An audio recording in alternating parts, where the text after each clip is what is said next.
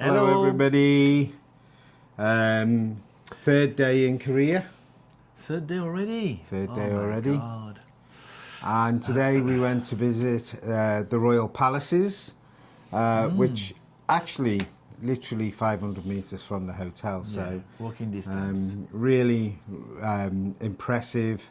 What did you think? Located in an immense park. In fact, there are two palaces. They are separated by the wall.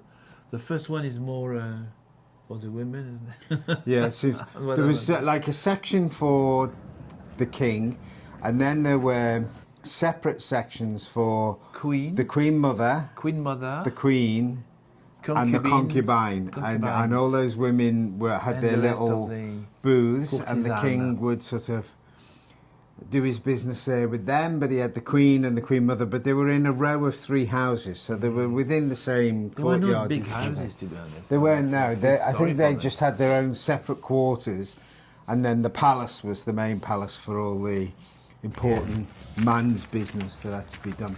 The park includes also a secret garden that we might go and visit on Friday morning. You have to book on the day to go. And it was sold out today. It was sold out today, so we'll try again Friday. Tomorrow we're not around. We're going to the demilitarized zone. Yeah. So the story of the monarchy really is, for about 500 years, Korea had, was it the Joseon dynasty? Looks like it's written on your thing. That little note there. Joseon dynasty, And for pretty much for 5 centuries, they lived kind of quite connected to China. They weren't ruled by China. They had their own separate monarchy and government, but they were very influenced by Chinese culture. The religion was similar, Confucian, and then later Buddhism. So, you know, they were very much linked to China. And then, well, they got a long border, huge border with China. So.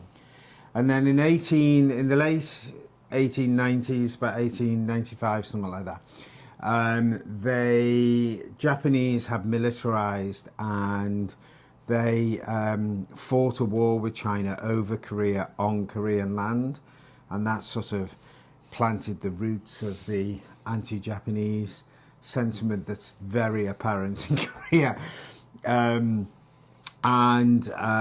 Following that, the Japanese also fought the Russians in 1905, and they were victorious. And so by 1910, the Japanese had occupied all of Korea, and they set about trying to force Koreans to change their names to Japanese names. They tried to make them adopt the Japanese language. Because Japan won against China, won against Russia, they were a little bit cocky. They were all powerful. And they ruling the world, you know what I mean? They wanted to control East Asia. Yeah, they did for some time. But there were also a long history of like atrocities. So they forced Koreans to fight wars on their behalf. They had forced labour. And they also turned a lot of Korean women into sex slaves. They called them comfort women for the Japanese military. And that's never really been resolved, this long-running resentment and anger of Koreans towards the Japanese. Like in 1910, when the Japanese took over, essentially the monarchy came to an end. From 1910 to 1945. 1945. It was just 35 years, but 35 years of colonial rule, very harsh and difficult for the population. And abuse. In 45, 2 superpowers started fighting over Korea again. So the US and China had a battle, really a battle of ideas. And the Soviet Union over the control of Korea, and it was really a communism versus capitalism kind of proxy battle between the West and the East and Russia. And essentially they drew a line at the 38th parallel and declared North Korea, after a 3-year war, mind you, in the 1950s, North Korea would be communist backed by Moscow. And backed by Moscow and China, and South Korea backed by the US. And technically the war is not over. they're in an armistice, but they have essentially remained at war for that entire time. So, of course, the Koreans or the South Koreans are really proud of how they've emerged from the rubble of all this, that it's become one of the world's great economies. They are, I think we looked at the income per population, and it's roughly the same as Japan. It's a wealthy country. And the South Korea, obviously. Yeah. So North Korea is the most isolated country, one of the most isolated country in the world now. You see that when we were going around the palace, you can see a lot of the things that were in the grounds before, like for example, there was a big modern library there was a zoo there was various things that the Japanese had put there between 1910 and 1945, and they are systematically removing any of the Japanese influence to restore the history, buildings, pre-Japanese history. Yeah. And they're restoring it. Our story with Versailles and everything. Yeah, it's a similar thing, I guess. I like to think that we had at some point in France some kind of royals ruling the country. What about I'm food? going to declare the winner in the food battle between Canada, New Zealand, Australia, Japan, and Korea so far. Definitely Korea.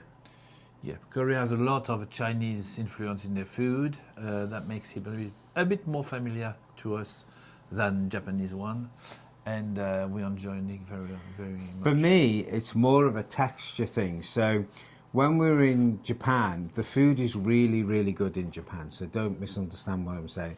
But it's all soft. It's either like fish or bowls of soup or soft noodles, or there's not a great deal. And even when you get the meat, deep fried but soft texture inside, and even when you get the meat, it's very thinly sliced, and there's just it's hard to get your teeth into it. But Korean barbecue, for example, was great. Today we went for lunch just in a little mom and pop type place at the corner of our hotel, and we had a chicken stew. Yeah, and it was nice. It was delicious. I suspect you are getting addicted to kimchi. Oh, I absolutely love kimchi, and keeps you regular. Crunchy, spicy kimchi. We like that. Yeah. And the pickled cucumbers and all that kind of. I really like the Korean food. It's delicious. Yeah, definitely a big. Anyway, just to finish off the history bit, the 38th parallel is the sort of line between North and South Korea. Still exists, and we're going there tomorrow. So we're going to the demilitarized zone tomorrow. We have to get up at 6 o'clock in the morning to get taken there, and we'll report back from the demilitarized zone. I don't know if we're going to be allowed to film a whole lot. We'll have to wait and see. But it's another thing where you absolutely need your passport just to get on the bus. Oh yes, yeah. So we'll see you tomorrow. Bye. Bye.